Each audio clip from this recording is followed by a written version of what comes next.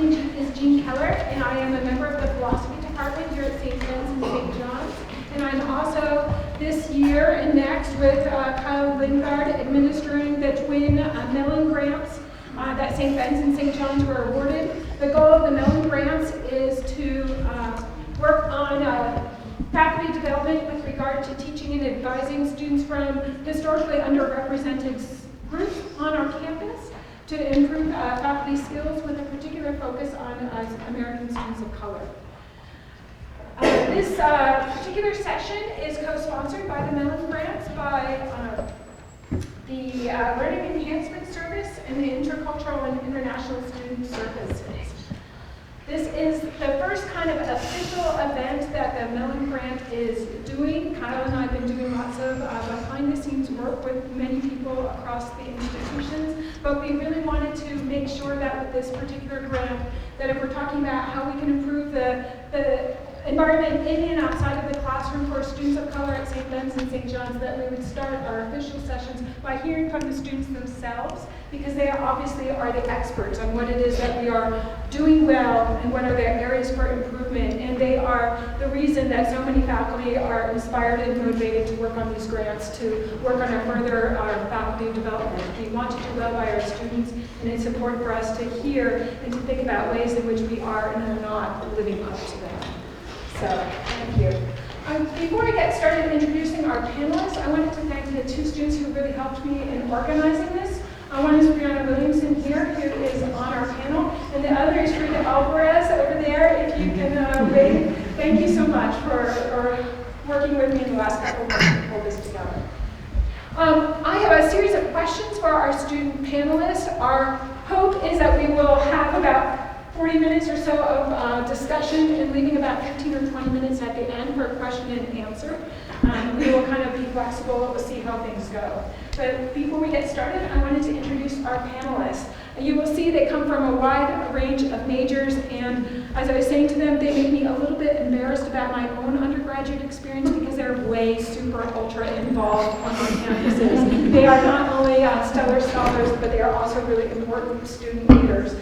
And so I'm glad I got my degree many years ago when there wasn't quite that same pressure and expectation. So here directly to my left is Stacey Guzman. She is a sociology major and a psychology minor, and she is an intercultural lead scholar. Next to her is Bryanna Williamson, who is a Peace Studies and Communication double major and the secretary of the Black Student Association. Next to her is Stephen Nuah. His degrees will be in psychology, exercise science, sports studies minor, and he's also the president of the Black Student Association. Next we have Kenea. Help me. Kenea. Kenea, good, I had to pray the first time. A biology major, a gender studies minor. She is a Regina Hall resident assistant, and she was a Heinz Scholar last year. Then we have Jerly, Alcala, a philosophy major, pre-physician's assistant and French minor. She is an entrepreneur scholar and a public relations representative at the St. Ben's Senate. Finally, we have Daniel Yang, who is a communication and political science major. He's a co-chair of the Cultural Affairs Board. St. John's rep, is that for the Senate? No, that's for the Cultural Affairs Fair, Cultural Affairs Board, and among Americans, including students, members. So some of our important activists on campus. So thank you all for coming. So my first question, we wanted to kind of think about what is it the faculty are doing well, what might be some sticking points in our classes, and if you or maybe faculty and participants in the audience have suggestions for those sticking points, or what are things what we could, suggestions for how we might address those things better. So I wanted to start with the first question. It seems like it's stating the obvious that the St. Ben's student body and the faculty are still predominantly white.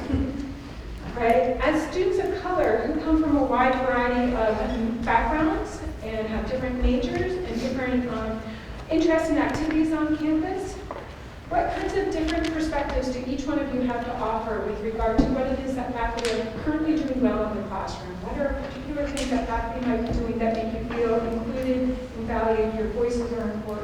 and you say, yes, this place and this class and these institutions are working well for me.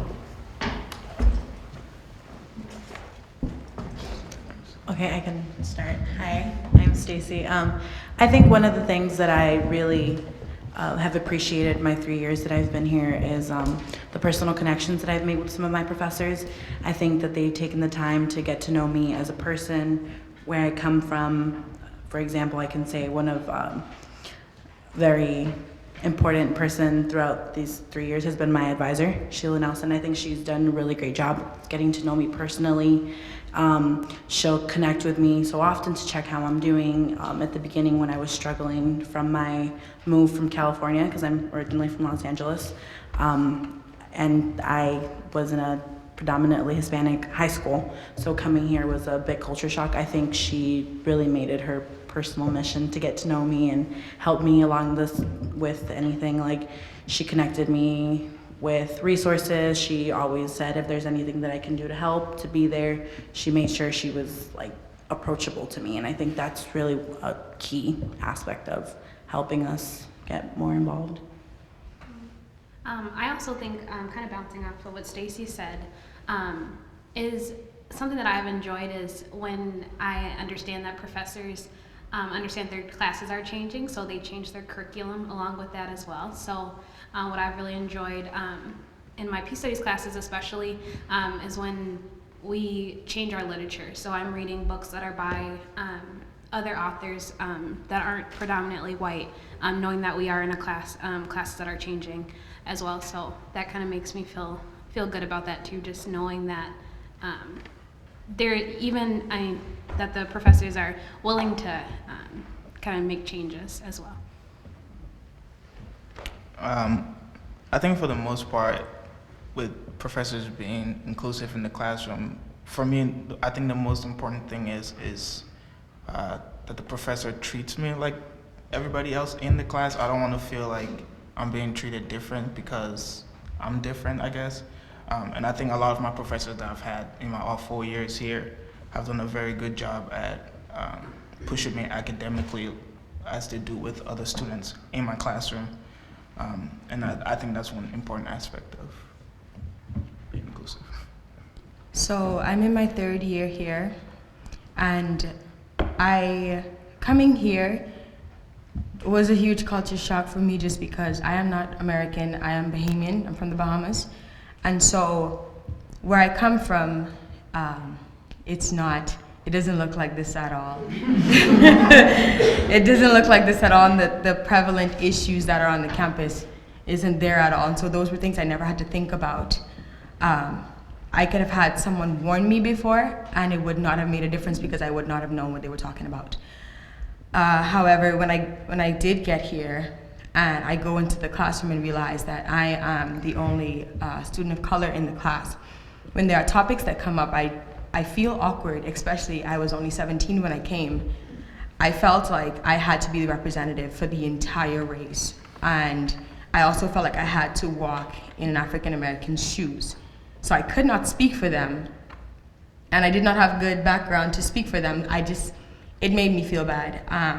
And so I feel that what my professors did do so far for my 3 years, that have made me feel included in the classroom and not made me feel like I have to represent the whole race. Like, I have teachers like Christina Torino and Kelly Kramer. Their expression when I answer a question and I bring a perspective from my particular background, when I say where I am from, and they're just, it's so simple, but their expression as in, okay, I see what you mean, and trying to understand instead of just saying, okay. Just the level of interest that's on the person's or the instructor's face made it entirely different and made me want to speak up in classes where they are discussion based. And so I want to congratulate them for that. Something that I really appreciated about coming to St. Ben St. John's is the professor's willingness to help me excel in my classes. And that's with them being willing to take time from their day to sit one-on-one with me and help me with material that I don't understand.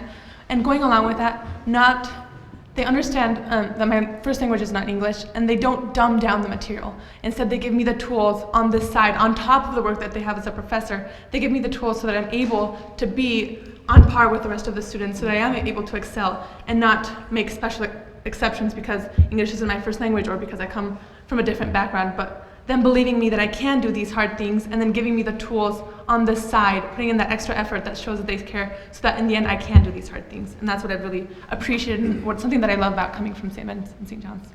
Yeah, a lot of what my peers said are exactly right, and I think are totally valid. And I'm a second year here, so my first year last year when I came here, yeah, just kind of agreeing with Kenea, it was like a really different environment because I wasn't used to it, and I think what my professors did for me was creating that safe place like right away and establishing that, you know, I could be myself. You know, I didn't need to be anybody different to cater to anybody else. And I think what my professors did, and I think good technique is probably, yeah, creating that safe space right away from the start of the school year, just letting everybody know that, you know, everybody should respect each other, wherever you come from, what type of culture you are. So I think when my professors did that, it really made me feel welcome, and I just felt like, you know, I belonged here, you know, because, you know, that's what we're all about here at CSBSJU. It's always about a community, so I think that's what they did to excel.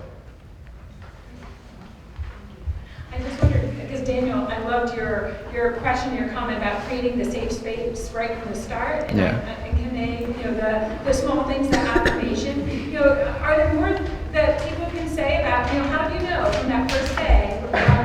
The social psychologist here would probably tell me, but I remember reading this article a few years ago, how like by the first 2 minutes of the first day of class, that you can tell what students are going to say about you and evaluate you at the end of the semester, right? We all make those decisions very quickly. So, and I know a lot of this communication happens on an unconscious level, so you might not be able to identify it, but if you have some thoughts, how do you know, right away from that first day of class, right, that this is a safe space and this is a place where you and your voice are welcomed and going to be appreciated? I think when I listened to your question, the expression thing just went off. Like thousands of lights just went off. I would look at my professor and see if their eyes roll straight past me, or they look at me and they smile. Because that's what I'm doing. I'm trying to read their face to see whether or not I can feel welcome. If the professor just looks around the class and goes on to what he's doing, I'm just like, oh my gosh, what am I gonna do? But it's the expression that I'm trying to read, just because I can't read your mind, but I can read your face. And your face says a lot to me. Besides going in, and that's also with Jerly's example, when you go in and talk to them, is the expression on their face that you're looking for. Because yes, they might be there helping you, but you don't feel very welcome, and you just might not come back. Can I add on that? Yeah, I think it's really important, those nonverbal cues, I think are especially important, just that first impression of a professor. And I totally understand that, you know, you as professors come from different backgrounds just as us too, and we should respect that, and we know that. It's just, I guess, in some, I don't know how to explain it, it's just, we can sense it when we feel welcome and then we can't. And I'm only speaking on the communications professors. I think the communications faculty do a great job just because they are the social sciences, you know, and they do research about this stuff. And just going back again, it's like, you know, and what Jerly said is like, when we talk to you and you give us that encouragement, you know, to do better, you know, and like we don't feel like, I guess, that you're not trying to help us out, but that you are, so that's a good thing. So. Something that helps me feel welcomed in the classroom on the first day of classes is the professor's ability to be vulnerable with me. Push the subject line to the side. You know, who cares about so-and-so subject? I mean, we do care about it, but talk to me. You're a human. Talk to me and be able to connect with me on that personal level on how, you know, how your kids are doing, what you did this summer. And if you're able to make that personal connection with me, then I'm more likely to pay attention in class and I'm going to be more present when I'm learning in the classroom. And so it's hard work to show your vulnerability as a professor and as a person with power and a degree, but if you're able to do that and connect with me as a person, then it makes a huge difference in the classroom. If I can add to what Jerly said, I think that's really important, and also just the fact that the first day when we're going through syllabus, we're going through textbooks, and you acknowledge the fact that things are changing, not just because this textbook's speaking about a particular race means that my opinion doesn't matter. Or I can say, for example, in a lot of my sociology classes, those are discussion-based classes where we talk about traditions and beliefs and other cultures, and I think that's really important when my professor opens it up and says, you know, there's a variety of cultures, or, you know, do you have anything else to add that maybe, do you agree or you disagree? There's not always that concrete, like, this is what it is because this is what the book says. I think there's that, like, oh, you know, do you have something to add? Have you experienced this in your past, or have you not? Do you, you know, that whole, like, opening that stuff, I think that door is really, really important. I would agree with that as well. I think one thing that I've noticed in some of my classes is when we are going through the syllabus, I love when a professor says something like, you know what, this list is not exhausted. Like, if you have other things to include that you think will help you in this class, please let me know. I think that is something that's so important to me, and that makes me feel more welcome in the classroom, and I know going in that this teacher seems like they're not someone who's just here to, like, intimidate me or make me feel like I'm not welcomed, but they're willing to, you know, make changes if that is needed. Any last minute suggestions or additions to this? I guess I can, I think, like everybody said, establishing a personal relationship with your students is very important. I know I've had some professors that I've had a class with, and I don't think I've ever had a personal conversation with them. I think we have a professional relationship, but not really a personal relationship, where I don't really feel comfortable maybe asking them for that extra help because I don't feel that personal relationship between. So I think on the first day of class, I always look to see if I can establish that personal relationship with my professor. And for the most part, some professors do a really good job at establishing that personal relationship, but some of them it's. Thank you, really rich. I'm glad I asked these follow-up questions to build on. My second question, are there any particular sticking points in the classroom that you want to share? Situations, experiences, perhaps well-intentioned but misguided efforts that made you feel unwelcome, distant, or alienated from the classroom?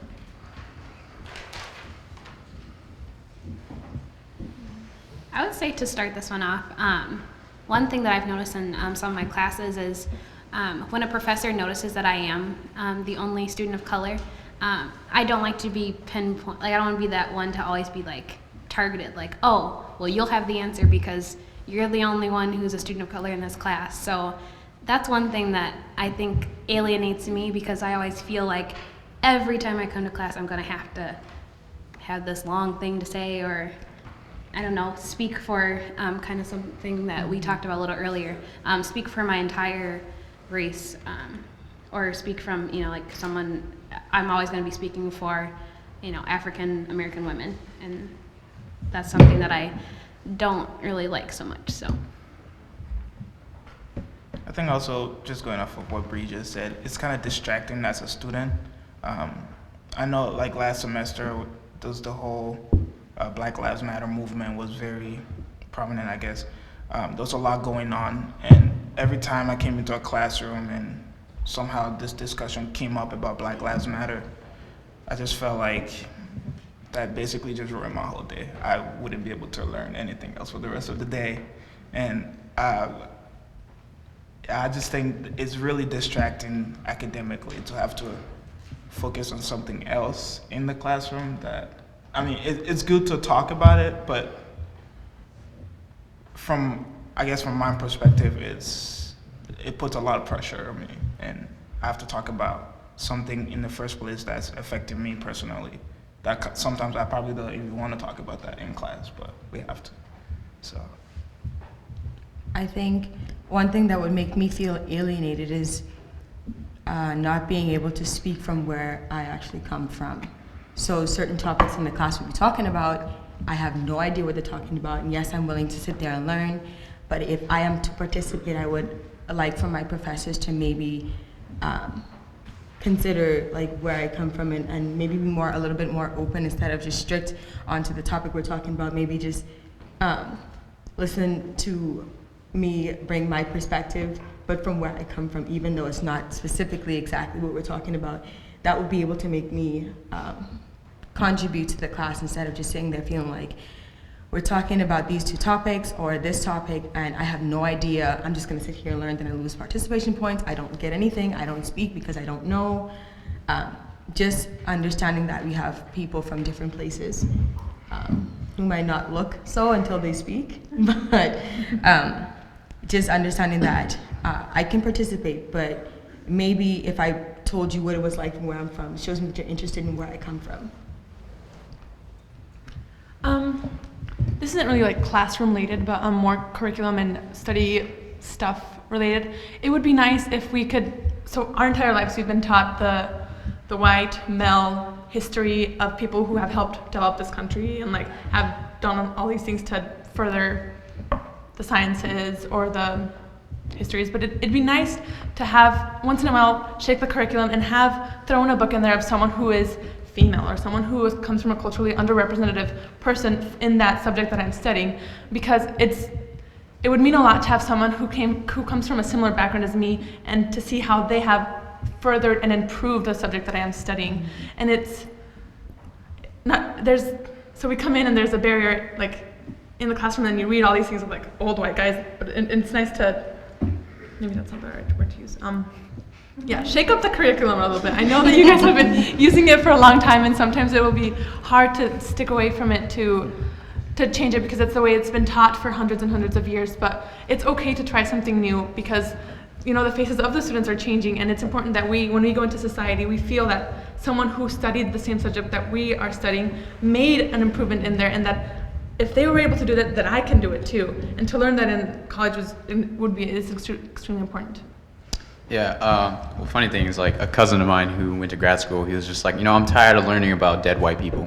So, I know that sounds kind of harsh, but yeah, I can agree with what Jerly said, that, yeah, changing up the curriculum is a good thing, just to it also reinforces that, people of color, are educated too, just because, like, we are kind of, like, most of us are first-generation college students, and it just helps reinforce the idea that we can also achieve and be successful as the other, students here. And another thing I would like to add too is that what I think is a sticking point is that it's just how professors handle the situation when those type of issues come up, like the Black Lives Matter from last semester. You guys all know about a couple years ago, the protests, and also like situations with these apps that the students use on their phone. So like just having proper training on this, so like more multicultural training for professors and more like being able to fund you as professors to go to more conferences to learn about these things and learn how to handle these situations, because I think that's really important. That's a key thing on how to connect with a student of color, is just how to handle it, and that's my say on it. Yeah, I think if I can add, probably curriculum-based would be also that to acknowledge sometimes that we don't all come from the same educational background. I think that's really important when it comes that we're reading books that have college or, I guess you can say like graduate level, where sometimes we're not always all at that same level. And I think it's important to acknowledge that, just because it doesn't mean that we're not as smart as everyone in the class, but it may mean that we need a little bit more help. So I feel like sometimes when a student isn't talking in class may not necessarily mean that they don't want to talk. It may mean that they're just too shy to ask for help, or maybe are afraid that they're going to be thought less of. Like, for example, with me, like Spanish is my first language, so writing has always been a struggle. And when I write papers, sometimes it's hard for me to want to ask for help because I feel like, I'm going to be judged. I'm in college, I'm in my third year of college, I should be writing an essay without a problem. But yet I found it that when I do go to my professors, like for example Jean or like Sheila, amongst many other people, see that, okay, writing is not your strongest point. Can we sit and talk? Is there some way that I can help you discuss so we can like better kind of find better vocabulary for you to use, or things that you can understand better? So I think that's just that, acknowledge that we don't all come from the same educational background as well, not only race or financial, and I think that's important. I want to pinpoint something that you spoke about too. I think one thing I think sometimes is hard for students is reaching out to their professors. Sometimes if they don't feel so comfortable and they feel like, oh, they're gonna think less of me, or they're gonna think that I don't know what I'm talking about. So I think sometimes, I mean, I understand we're in college as well, but I think sometimes it's nice to know that you have a professor who just shoots you an email sometimes, says like, you know, I know something just seems a little off, or I know, you know, your paper didn't seem so right, but you contribute in class and you do all these things. Can we just meet and maybe discuss something to better help you in this class, or things like that? I think are definitely really beneficial, and they go a long ways, even though you may not know they do. Yeah. I kind of think you answered my final question, but I'm just going to read it anyhow to see if you have other things to answer, to say to it.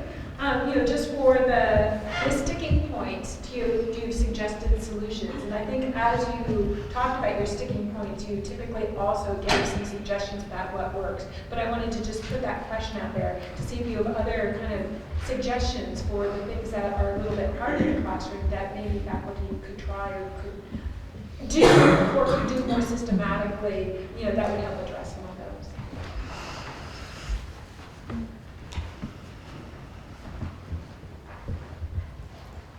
I think about, sometimes I think about the syllabus, and I know we talk about that on the first day, and that's kind of like a thing where you always want to stick to it, but I think that's something that I think sometimes hinders me from asking for help, I guess, in a way, because I feel like, oh, well, you know, that says it on the syllabus, so I probably shouldn't even ask, or I probably shouldn't reach out because they've already said that's a no. But I think maybe just in a way, just seeming like, yes, although I have a syllabus, I kind of mentioned it before, just making sure that your students know that you can always kind of reach out to me, and they feel like that sense of comfort in a way that they can, although your syllabus says one thing, there are certain circumstances where, you know, I may be able to make a minor change or an exception, or even just talk about something that you may have struggled on.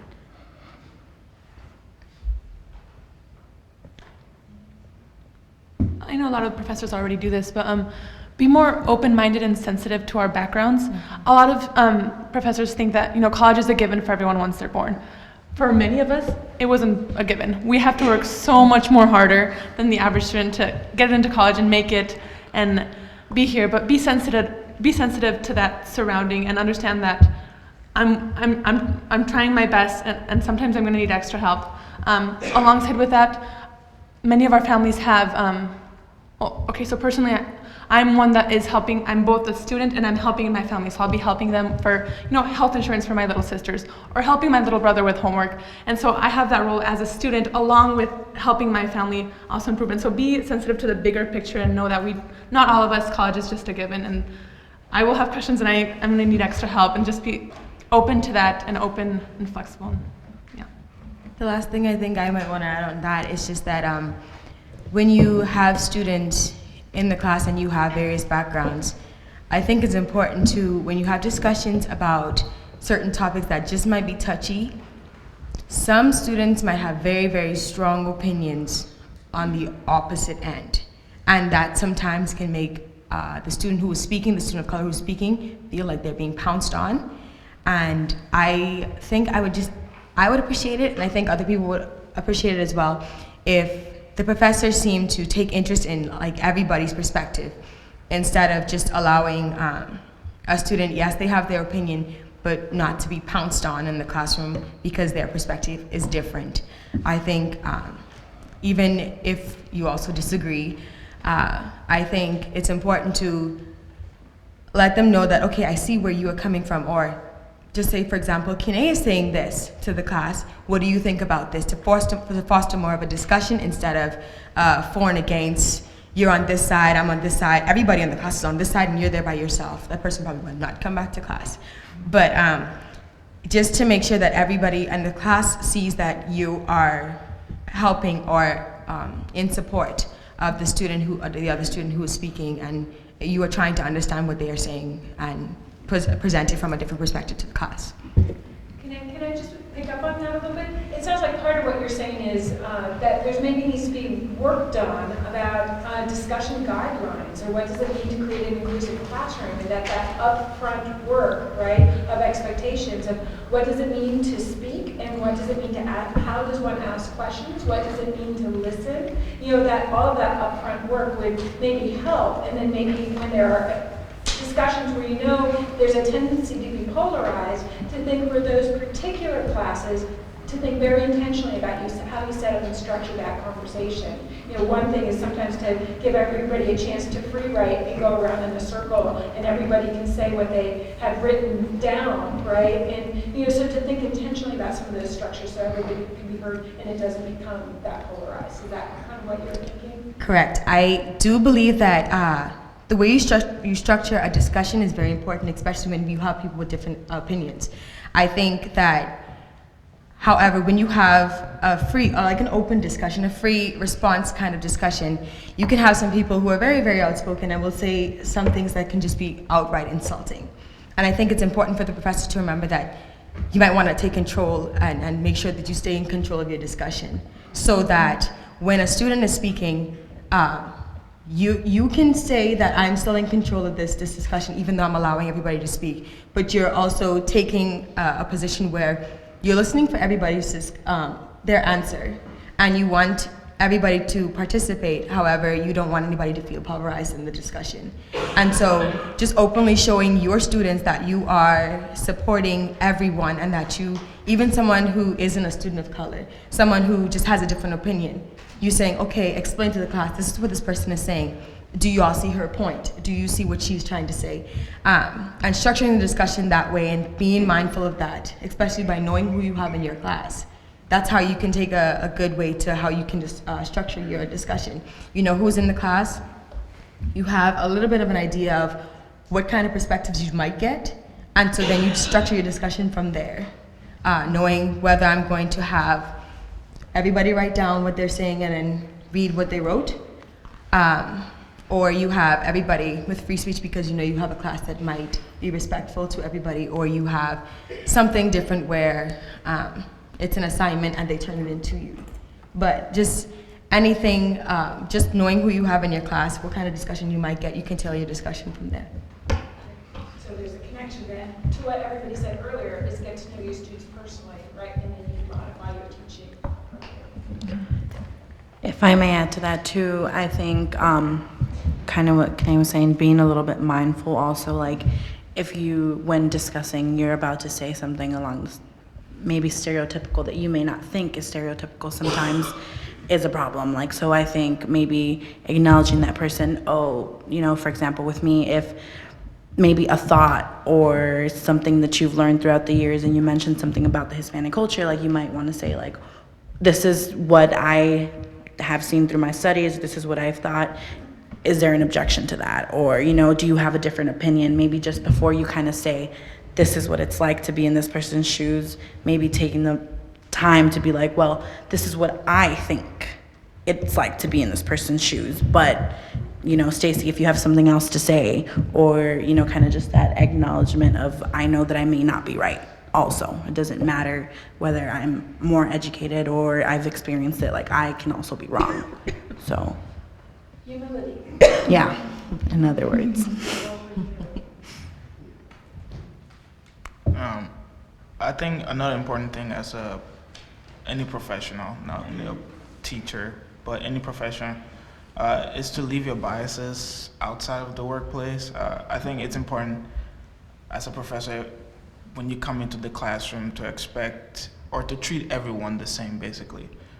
Sometimes I feel like some professors still have or do have the idea that maybe students of color are here because of athletics, or they're lazy, or we don't contribute to classes because we really don't care about education. And for the most part, I don't think that's the case. I know that's not the case for me.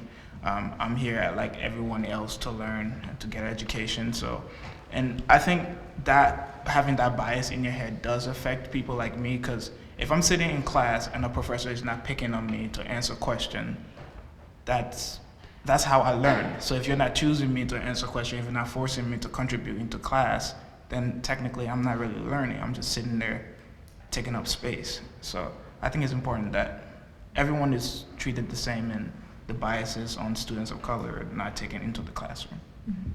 Yeah, can I just add on to that? I feel like in a way, I feel like we're kind of asking you guys to treat us like in a special way. That's kind of what I'm like feeling, but we're not trying to say that. We're just saying that, yeah, to treat us how you would treat any other student. Just give us those opportunities as well. Like, that's just what I want to add on, just because I know my peers hit on a lot of the good points already, and I think they got it. So that's just what I want to elaborate. Thank you. That's a great place, I think, to open things up for questions from the audience. Wow, Jim. This question has been in my mind for a week because of something that was mentioned in my first year seminar. When I have students break up with in the groups, I always assign just do by numbers so that people don't, form groups just by people they know. But apparently some classes, the professor will say just form groups. And two of the students in the class who were from minority backgrounds, one Hmong, one from the People's Republic of China, said it typically happens that they're the odd man or odd woman out when that happens. And then the white students in the class said that they were totally surprised by this and found it hard to believe. So I just wondered whether any of you had had experiences like that and any observations about that. Let me please have this one. So that is a common thing where they're completely oblivious to, they have friends from high school they come in here with, and they go and sit next to their friends. It's a human tendency, it's understandable. However, when you have minority students who came from very far and weren't so lucky to have a lot of their friends in the same class, during the first set of weeks in the semester, when you tell them just to form groups, people go where they see friendly faces or basically to who they know. As for the minority students, they don't have anywhere to go.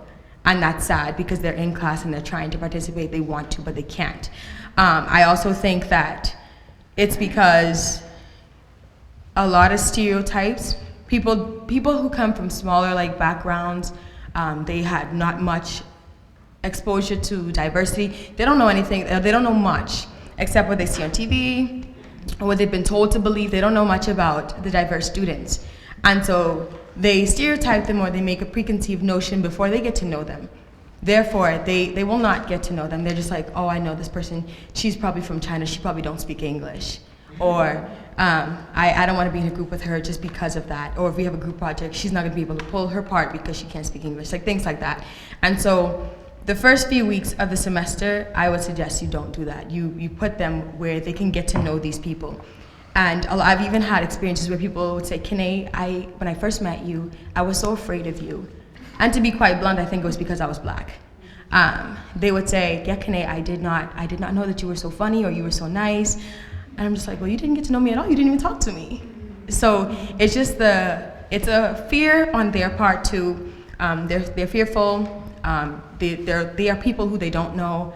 And they're just, well, I already know these people, so I'll just go here. And it's sad to see the minority students having to sit out and just having to make groups with the minority students. If you see some of the Bahamians and all, when you see one of them, they're in a clump, they're in a group, because they're just like, oh yeah, I know these people. But I've seen them starting to spread out now just because they've started to get to know more people. And so the first few weeks of the semester, maybe not. Have them get to know each other in the class first and then have them just form groups. They'll form groups with people they made good memories with from the previous weeks in the semester. Also, if I can add to that, I think it's very important to use a numbering system or something random. I think for most people, like she was saying, they don't really know you, but then when they get to know you, that's when you can establish a relationship. So at the beginning of the semester, if you're using that random assignment kind of deal where they can get to know me in the beginning of the semester, so that maybe that can eliminate whatever stereotype or biases they have about people from my race. That way, later on, when you say form a group or whatever, people won't feel weird with me trying to join their group of 6 and I'm the only black kid in the class or whatever.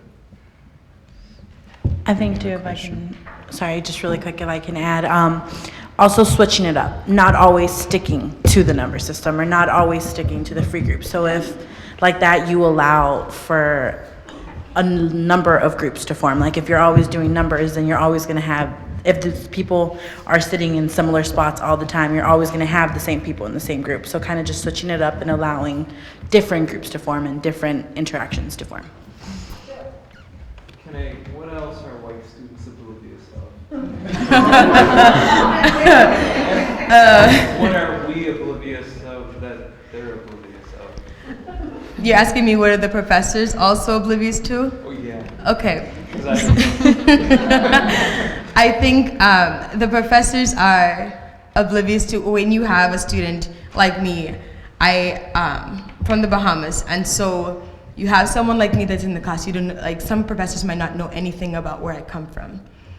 I don't think I want them to assume. I think I would like to be asked, because then I get to realize that you are interested in my culture and where I'm from, and so I get to talk freely. I can talk your ear off about all the cultural things in my country, but it shows me that you're interested. This might sound funny, but I had someone my freshman year ask me where I was from. I told them I'm from the Bahamas. She said, "Isn't that like Hawaii?" So I said, no, I'm from the Bahamas. She goes, "Well, isn't that the same thing?" And so I said, "No, it's not." And so that was something I realized. She didn't know much about where I was from and the regional place of where it was, knowing that it was Caribbean. But I just feel like those kinds of things they're oblivious to. Like they don't realize that, not that they have to care, but they don't realize that they're leaving all the minority students out. They judge them before they get to know them in the classroom.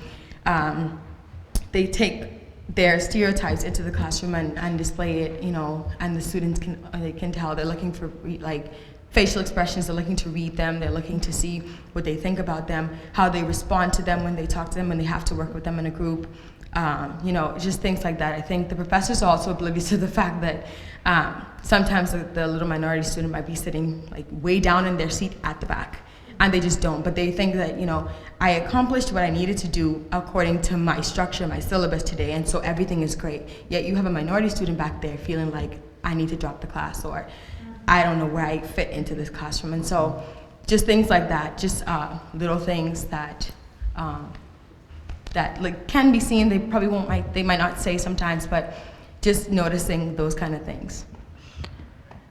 I think too, if I can add to that, just treating each person as an individual, because I had a similar experience like Kenea. Like personally, usually they'll say, "Oh, all Hispanic people are from Mexico." No, we're not. We all are different. We all from different regions, just like not all Americans are Americans. Everybody, every American has a different background, though they are from here, So I think that's really important, because you can make preconceived ideas of a particular race without knowing that a Salvadorian is a lot different from a Mexican. We come from different places, different traditions, different vocabulary. So I think that's really important. Yeah, just going off of that, I think the theme of what the book says is just don't make assumption. Mm-hmm. I think honestly, up to this day, a lot of my professors still think I'm from the Bahamas, and I'm not. I'm actually from Oregon, so. It's the same thing. No, it's not. But, yeah. I think if I can just drop one more thing in there, in terms of classes where you have to write. The Bahamas was a British colony before, and sometimes we would spell words with O-U-R, color C-O-L-O-U-R instead of C-O-L-O-R. And, I had a professor, I saw the most red marks just scratching through the U, but that's how sometimes you would see them spell it. And so just keep that in mind when you have a student coming in from a different background, that they might write a bit differently. Sorry, adding to the, I had a quick, sorry. Oh, I can let Jerly. Go ahead. Yes, yes. Quick comment on the question. I invite you all to challenge us too. We feel so comfortable. I can pick out another Hispanic from a mile away. So if there's a Hispanic in the classroom, you can bet that I'm going to be their partner when we do a group activity. But make it so that classroom is an environment where I feel safe going to a white student and being their partner, and challenge us. You know, if you see a group of 4 Hispanics always being in the same group, then try the random numbers thing so you can break us apart so we can have that experience of working with the white students, and the white students have an opportunity to work with us too. Yeah. So yeah, challenge us. Okay. Here's the question. So I think I've written down all your suggestions, and I think they're really great. One thing that I find difficult though is sometimes, you know, like you're busy, I'm busy, and sometimes our schedules don't align very well.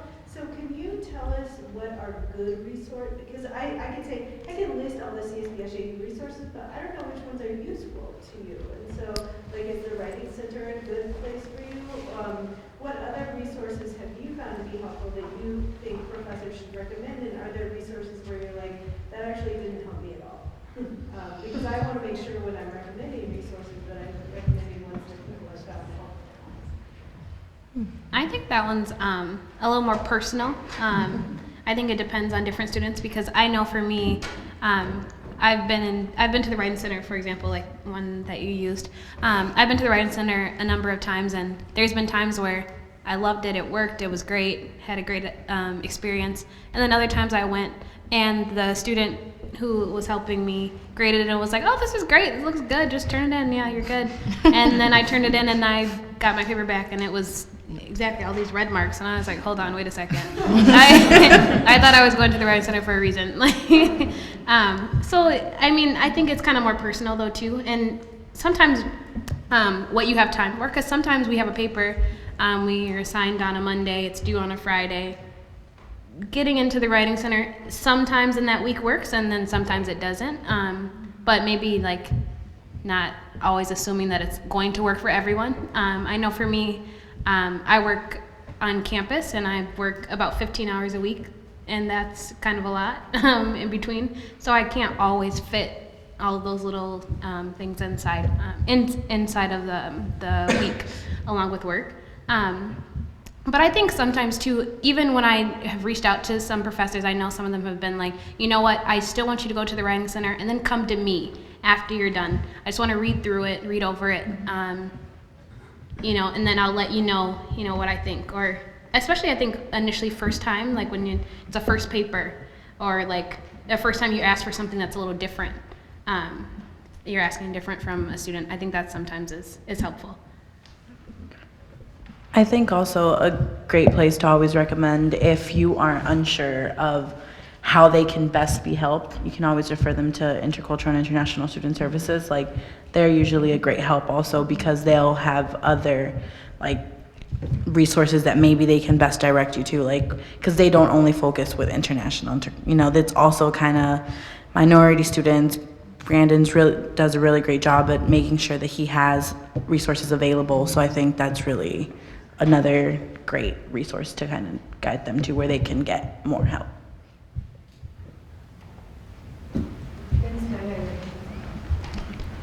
This past January, a whole bunch of faculty made big efforts to make Martin Luther King Jr. Day different than we've had in the past. More special is what we were aiming for. And you know, we had a lot of discussion among the faculty as to what extent that was a positive step forward. I think most of us thought it was. I'd love to know what your perspectives would be on the efforts that were made, and would you have recommendations of other things that these colleges should try to do for multicultural education and just teaching the rest of us what we need to learn?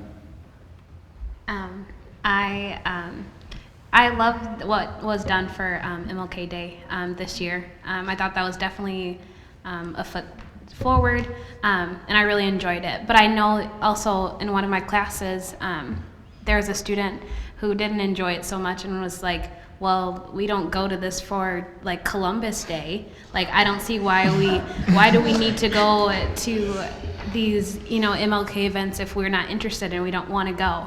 And I thought that was the exact reason why he should have gone, because because the importance in going. But I think that kind of goes back to something that I've talked to some of my professors about as well, is even if your class is not focused on a certain topic, there's a lot of discussions and lectures and other things that go on campus, and just reaching out and putting that out there, maybe emailing your students and saying, hey, heard about an event on campus, you guys should really think about going. You know, it's talking about different backgrounds in this or different culture or whatever. I think that's always beneficial. I know I have a couple professors that are really, really good at that. And even sometimes emails slip through me. I tend to read more emails from my professors than I do from my, mass emails. So that's something that I think can definitely help. But just that kind of pointing out that you care about those other events that are going on campus that may not even include your topic that your class is about. If I can add, I personally really, really enjoyed also the events that happened on Martin Luther King. My point's a little kind of piggybacking on Bryanna's, but I think sometimes too that we should put a little bit more pressure making things more of a requirement. So instead of always allowing it for the students to decide whether or not, like if you say, oh, something as little as like maybe I can offer extra credit if you write me a one-page summary on your reflection of this event. Or, okay, I'll cancel class, but you need to go to an event at this time. So, kind of just allowing, sort of pushing, but also leaving room for flexibility, I think is really important. Or small things like, okay, just hand me a one-page reflection when you get back so you can also have an idea of what the students are thinking at that moment, and then setting aside some time, maybe the next class, okay, so we're gonna discuss about the events that these, that you guys went to and what did you guys think. So I think that's also really, really important. I mean, I think also we would love to have just a day off, like as many students would. But I think being able to do the teachings was it was a very good idea, because if I got a day off, I probably wouldn't have made any effort to try to learn more or like contribute in any way towards the specialness of that day. Whereas if you have the teaching, even though some students still went to class, I personally went to almost all of them that day. So I think it was a really good event, and it was a great learning experience, even for me. Yeah, we have a question.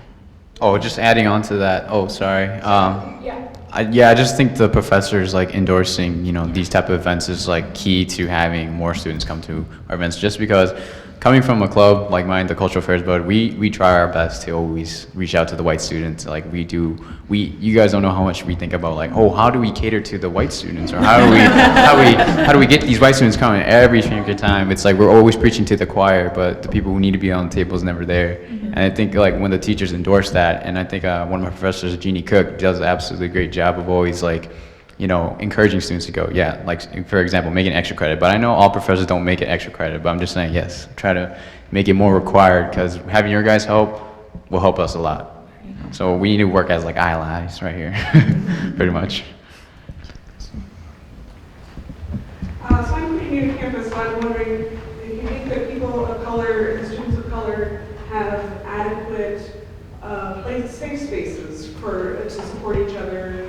I know the Black Student Association and maybe the intercultural thing. Do you feel like more is needed, or do you feel like you have enough right now? I'll say something really important. Nothing's ever enough. If that's I think there's always something you can do different, because every day everything's changing. So I think that's really important to keep in mind. But so far I think our school's doing pretty good in making progress. And I just thought that was really important to kind of say. I also think that we can also use a little more improvement. I know there's a lot of pressure that's put on, don't want to say names, but I'm going to say your name, Brandon. I know there's a lot of pressure put on him to be that support, and he's definitely great, and he's amazing. But I think one thing that I think Intercultural International Student Services could use is almost a separation, because international and intercultural students, that's a very wide range. And I think separating that would be a little more beneficial, because it'd be a better safe place, I think, for students of color, just because we have different backgrounds, and the same experience that an international student is going through may not be the same things that another American student of color is going through. So that's you need different things, I think, different resources in those safe spaces. So I would say that's one thing that I could see improving. Yeah, I agree. I think we have a good example under the leadership of Brandon Woodard of what a safe space for these students would look like. And you might need some help. Like he's getting so, Brandon is the dorm room name of when you need help. So as a student of color, international student, so often you'll find one or two professors here and there, but ultimately you run to Brandon's office. And so he, just a little bit more of a resource in that area, or more staff in that area, or just a bigger department for that particular use would be good. And I think what we keep saying Brandon, right? And that's the only person. That's crazy, right? We're only saying one person. So you guys think about it. Yeah. We need more people of color as faculty. That's what we're pretty much asking for as well too. Like, if we see other people who are the same color as us, same background, I think that's really helpful in creating a more safer space. So that's one way we can create a better campus for everybody here. I think also, even regardless of how much resources we provide for the students, to be able to access those resources, students have to be able to feel comfortable accessing those resources. I know for me in my freshman year, I had a really hard time trying to get help from certain places just because I didn't really feel comfortable getting help from those places. And I mean, I personally worked on getting out of my comfort zone to be able to connect with people, but then I felt like some people weren't really trying to get out of their comfort zone. I had to push myself into their comfort zone. So I think even if we have those resources, we still need to have people that know how to appropriately communicate with me and make me feel comfortable asking them for help and being able to have that conversation with them. Yeah. Something that I saw that a professor did that I really appreciated is she was a white professor who comes from that background, but she allowed some of her classroom time to bring a speaker in who was a lady of color to come in and speak to us. That way she was able to give us that opportunity to connect with someone who was a person of color, a person who was underrepresented, and without having to forego her spot, because right now it's difficult to get professors who are from underrepresented minorities. But give that opportunity to someone who does know about what it's like to be an underrepresented student in that subject, and allow, maybe for a class time, bring in that speaker who will be able to talk about that subject. Looking at the clock, I think we are officially out of time. Enormously rich discussion. I cannot believe how many ideas we packed into 1 hour with your initial thoughts and your contributions and your responses. So could we just give them a round of applause?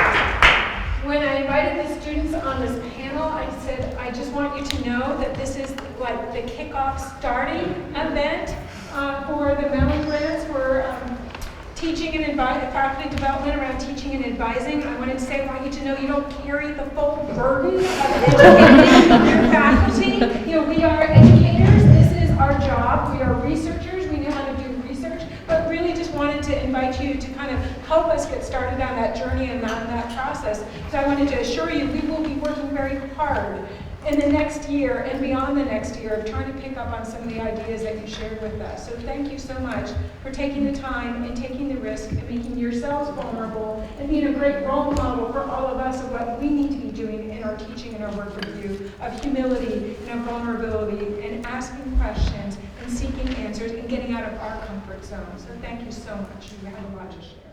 Thank you.